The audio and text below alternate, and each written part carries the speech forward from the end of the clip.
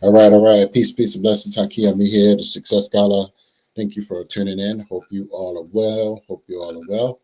Pardon my delay with the last video. Had to jump off real quick, but yeah. So a lot of great things are happening. Happy Tuesday.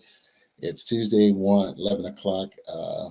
So definitely gonna have a very relevant conversation. I feel that I'm perhaps qualified to address this particular topic. So I put in the chat, is the Nation of Islam and Straight Black Pride under Irritated Genie supporting Kanye West. Now, I gathered a lot of different intel from different sources, and so I feel that I can speak definitively and truly educate people on this particular topic. Now, many people who are following or have seen, uh, you know, Kanye West, and I didn't say anything at first. I wanted to see where everybody else is, but I knew that there's a lot of contradictory statements and positions being put forward. And one, I wanted to be able to juxtapose people's backgrounds to the contemporary discussion. So, and what instigated this, or what stimulated this conversation, was a sister put out a post, and she says she supports Kanye. Um, and she said some other things, and I'm just like, well, like, really, truly, why? When you think about it, and I'm speaking more of the Black Lives Matter shirt. I'm sorry, the White Lives Matter shirt. Uh, why would you feel the need to say that, unless you are simply pandering? Now, here's what the challenge I'm seeing now, and the contradictions, and this is what is rather what people may not realize, if they aren't dissecting it. They just take in, oh, he said something, he's going against the Jews, he's standing up to the Jews. Well, truly, is he really, and in what context? So let me just give, so I've been watching some different Candace Owens ideas and beliefs, and just I think sometimes we should listen to some of the things she said. Well, one of the things she said, and I actually called in on Kim Klasik's show, and I mentioned something about Candace Owens' statement regarding Hitler. So I'm paraphrasing, but she made a statement. I believe it was in Congress. No, not in Congress. She made a statement at some seminar about, if Hitler only had stayed in Europe, he wouldn't have been such a bad person. Uh, yeah, so that was what was her statement.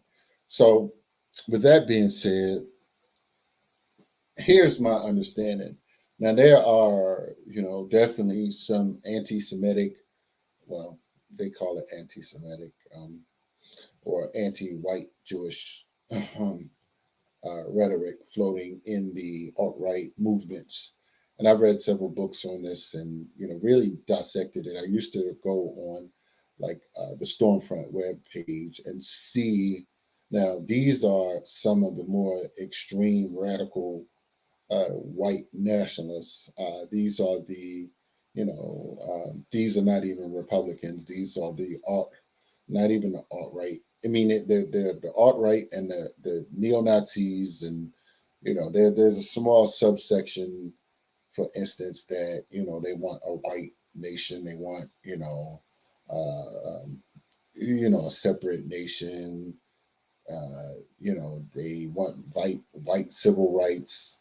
So all of them, the neo Confederates, the neo Nazis, these the Holocaust deniers, the the South Shiraz again type of people. all of these are like kind of in this little circle. Even the Second Amendment right people, the sovereign citizens, all of these are in these little circles, right? And so, and sometimes what happens, although they don't totally agree with many in the Republican Party, for instance, but they don't want to be a part of the Democratic Party because they many of them have anti-black, anti-Hispanic, anti even they say gay, but there's most black people aren't in the Democratic Party because they are trying to support a gay agenda. They just there because that's the only place that has allowed for a large number of political representation at this time. With I'm not sure how many black congressmen we have at this time, but speaking, for instance, in Maryland, there's definitely a large segment of black people who have in the Democratic Party now. Black Republicans, you should possibly run for office if you feel like that your message can be appealing and you can convince a segment of the black population that your views are in line with them and you can produce something for them better in their life. But with that being said, so I wanted to juxtapose, for instance, the Nations of Islam's I'm not going to say teachings, but many of them, for instance, have been silent. And even Riza Islam has even, for instance, offered to, I mean, he was just recently. I believe I saw a video, and he was, you know, very lukewarm, and he wasn't, affirmative in his critique in Kanye West. Now, several things. Now, Kanye West, and I'm gonna try to find this clip, but um, so Kanye West, for instance, is is a he I guess he's now discovering his Jewish identity or something, or he did speak about that on Tucker Carlson show. So, but he also mentioned, for instance, I'm hoping I can pull this up. He also mentioned, for instance, the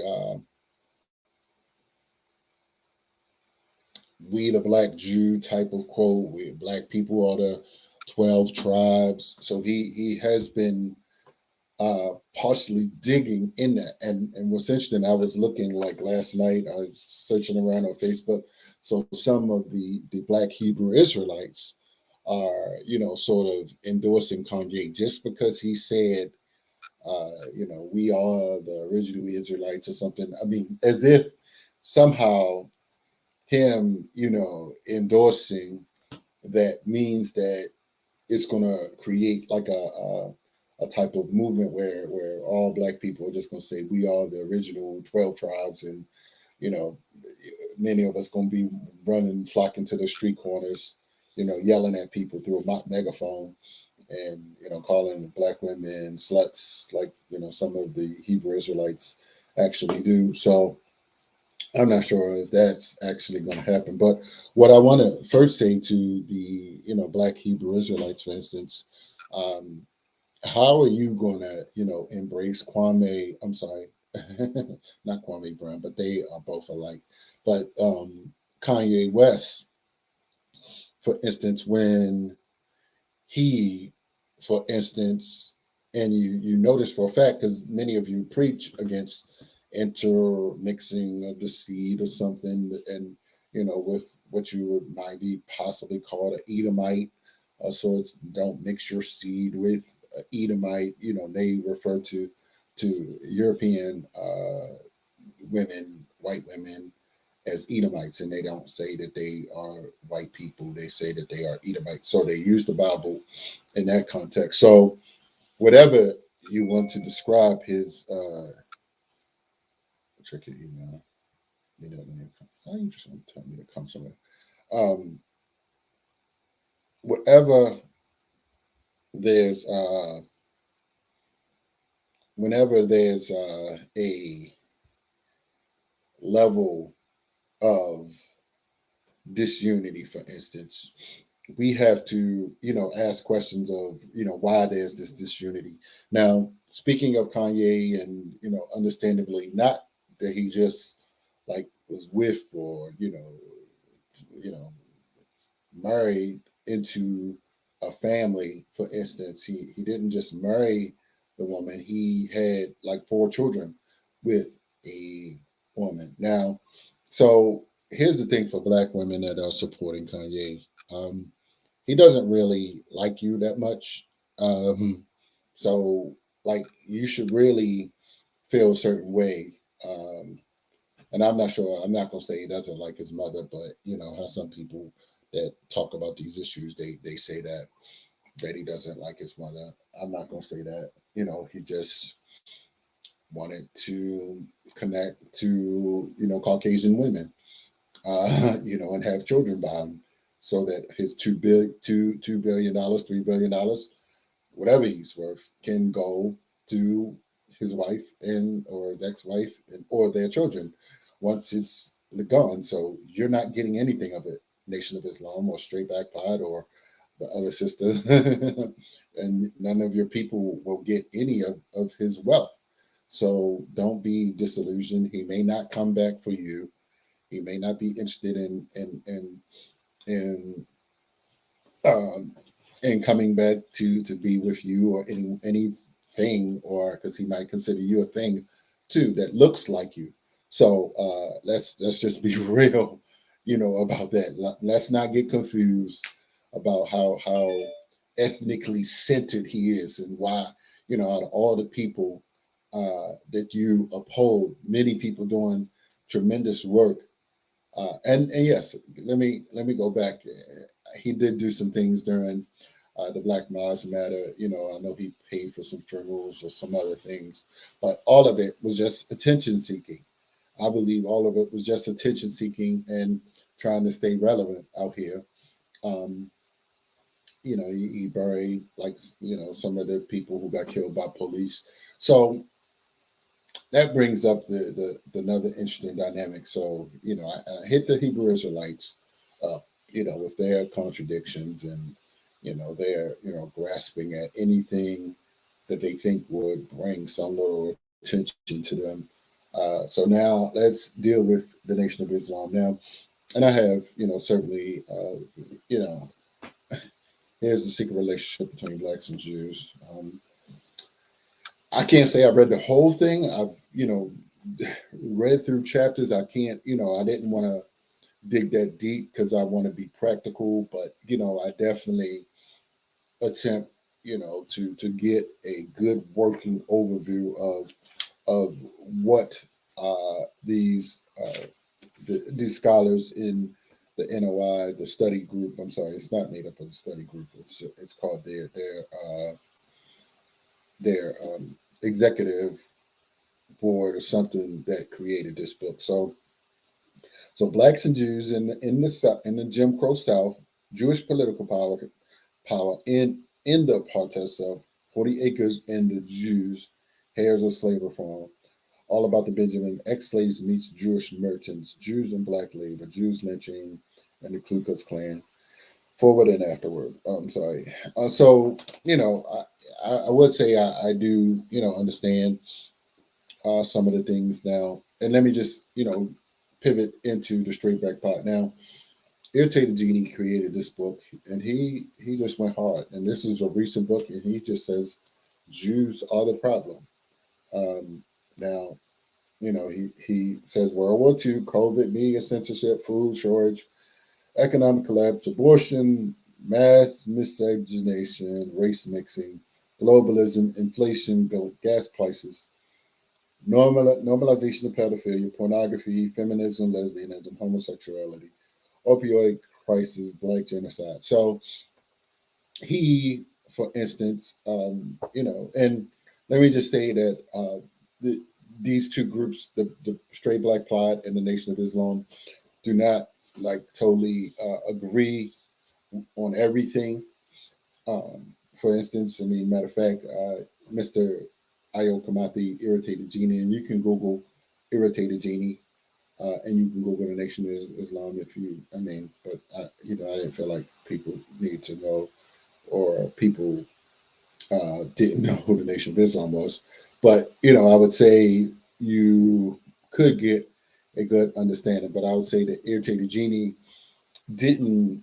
I mean, I'm sorry, he didn't always agree with what the Nation of Islam has stood for. Although a lot of his earlier research in discovering, I guess, what he considers the role of the Jews in black relationships actually comes from much of that critique or study uh, from the Nation of Islam study group, if I may just say so.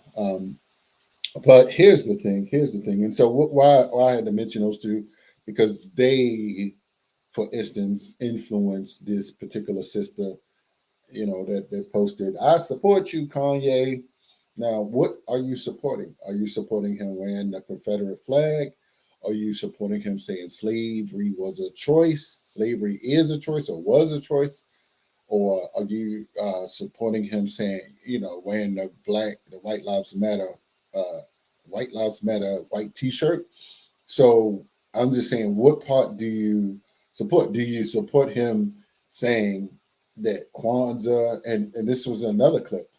He said, "What the hell is a Kwanzaa? Like, what is that? He called it bull crap, bull SHIT."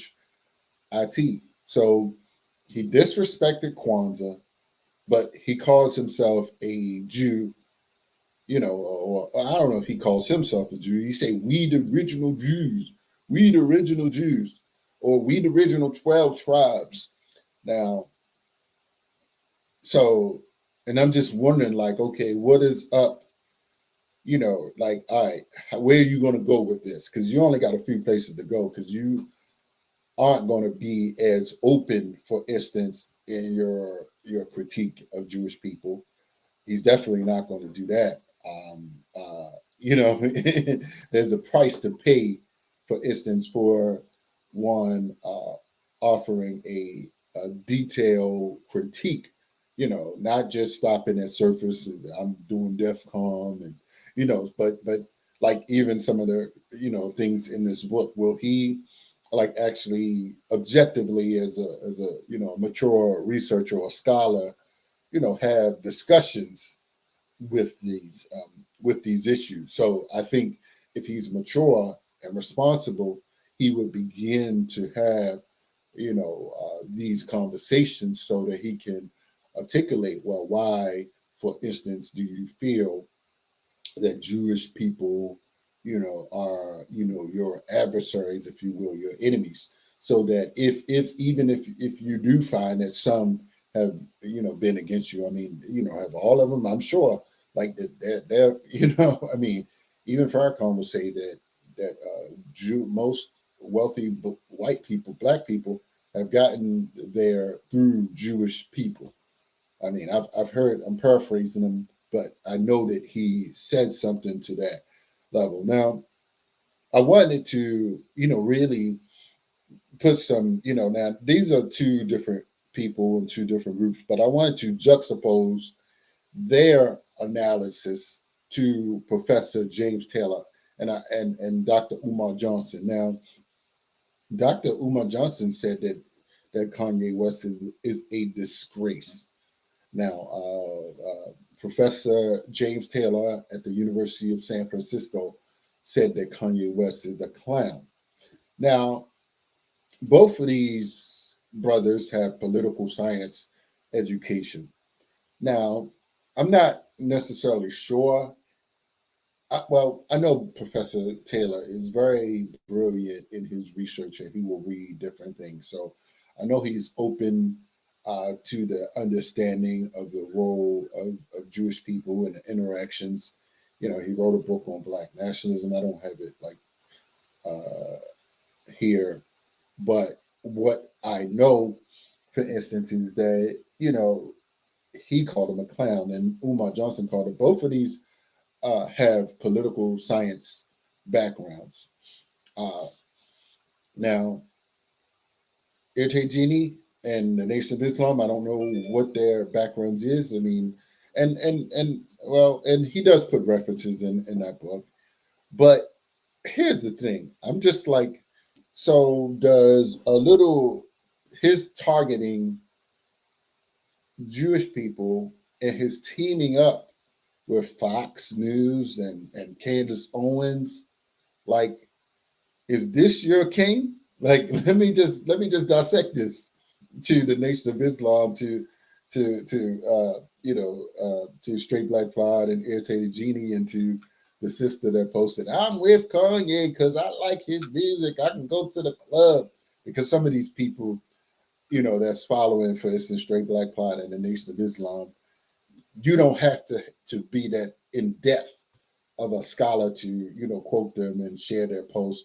And let me just mention, and one of the things, for instance, that, and the reason that the Nation of Islam may not be as critical, and I mean, of course, they follow Farrakhan, and they still only want to speak if Farrakhan say speak, is that uh, Farrakhan as well has his son has a child with a Caucasian woman. So if his grandchildren are Caucasian, of course he can identify with Kanye West. So there's a big picture with Farrakhan and Kanye and Kim Kardashian. So you can't expect for him to be like that radical, or that I mean, and he's not speaking, I don't want to talk about an elder, like he's not talking per se, but you can see how members of the Nation of Islam, like Rizza Islam and Dr. Wesley and Nuri and many of the top ministers, wouldn't make a comment about it, because they walk on pins and needles. Like, they don't say nothing. Like, they are like totally controlled. They walk a thin line, especially the ones up top, because I heard Dr. Wesley Muhammad mention how he didn't want to comment on the Woman King, because when he said something about the movie Django, he got rebuked by Minister Farrakhan for saying, "Yeah, I like Django," or I'm just paraphrasing, but how he liked the movie. So I'm just simply saying that out here, personally, I think that I mean, especially, see, and I don't know if these people know, if they really dissecting Kanye like how I have on some levels. I mean, and I'm like, I'm not studying anything that you know in depth. I mean, I read a few books, but some of the things are things that you can like find. But I mean, his critique of Kwanzaa, for instance, shows that he, has positioned himself as a adversary to black people, and his comment was something about that bull s, speaking about Kwanzaa, or if we knew Judaism, at least we would have some economics. Like, fool, if people understood Kwanzaa, we would have a higher level of unity if we practice Kwanzaa 24 hours, 7 days a week collectively. That would be a total black economy.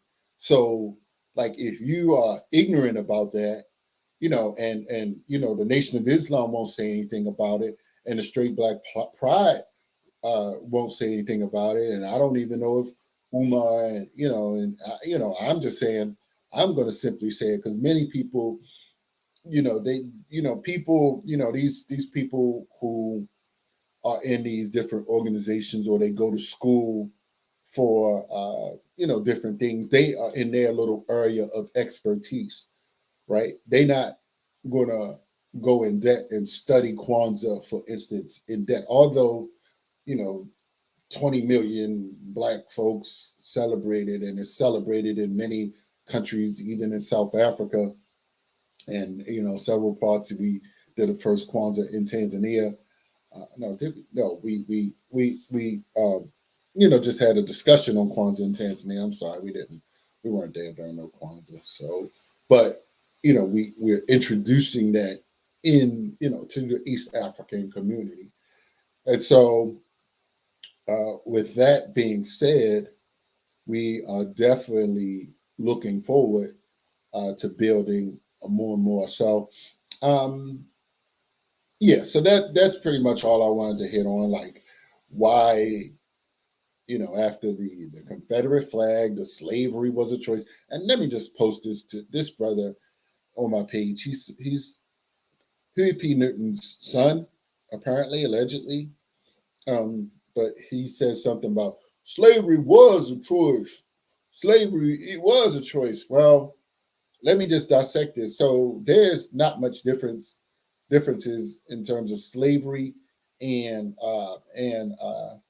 and imprisonment. Yes, and this brother was in jail, for whatever reason.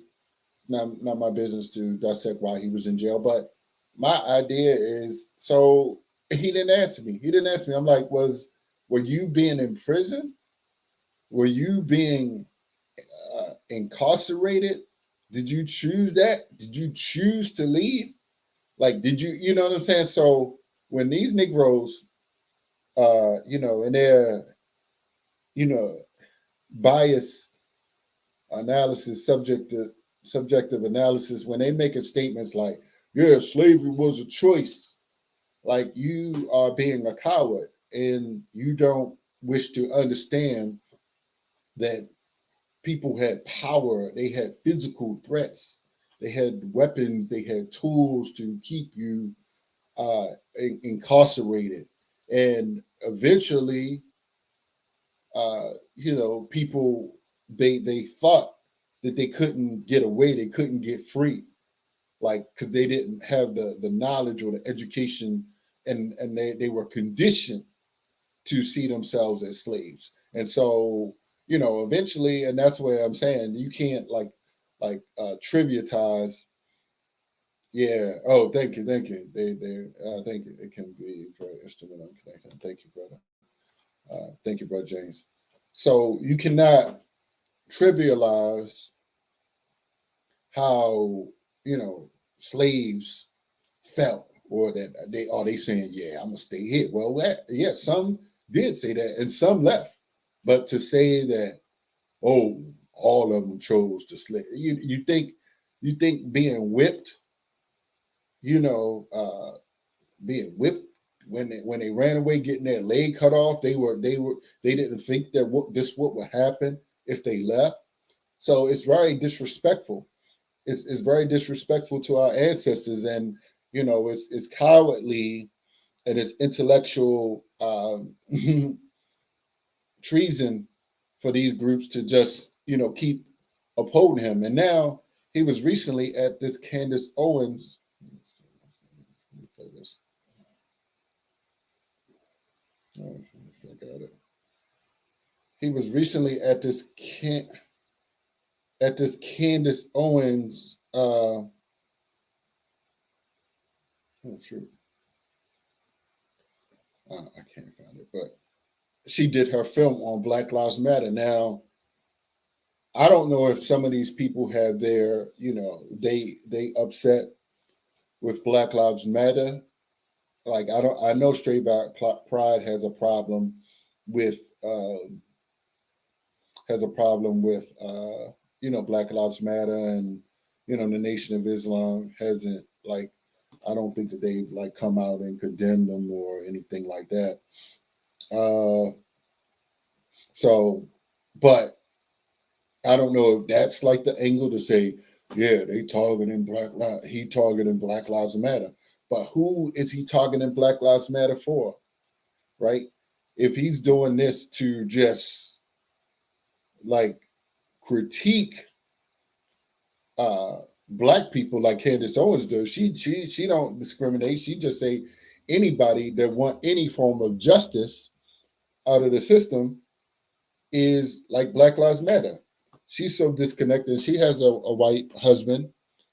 So I'm just saying, you know, are the Nation of Islam going to be that limited, and straight black pride going to be that limited as to, endorse Candace Owens, Kanye West, cabal?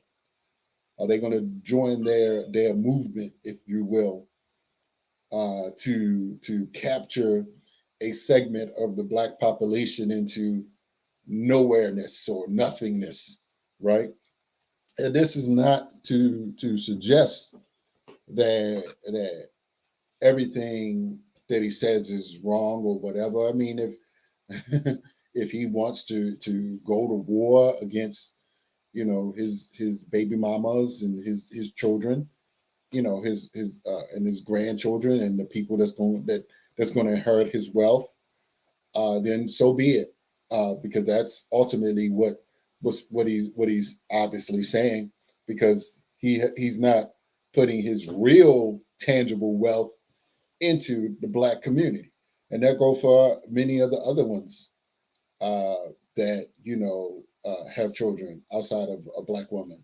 So I'm just speaking facts here. I'm just, I mean, it's no emotion attached to it. I'm not gonna, but I mean, and of course, people do give.